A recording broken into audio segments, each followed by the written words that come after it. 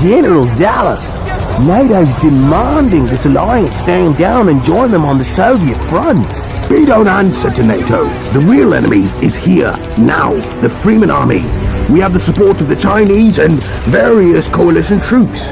We must stop their advance here and now. It'll bring an end to the war.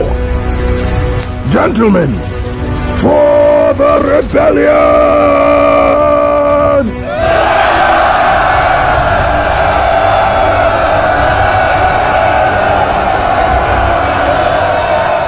The world of Zalus has two timelines. You have 2030, the audience's timeline, which they never leave, and then you have the future World War timeline, which takes place 20 to 30 years into the future. The audience never sees the World War timeline, except for at the beginning, in the first episode, where we show the end of the World War. That's how we start our episode.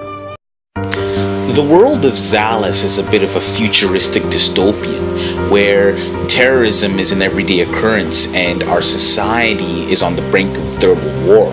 The show follows a unit in Canada's intelligence agency that's been tasked to investigate high-level organized crime, industrial espionage, and terrorism. And what happens during the show is the CN Tower gets bombed, and because of that, America and Canada form a pact called the Devil's Brigade Act, which allows American law enforcement agencies like the FBI jurisdiction on Canadian soil.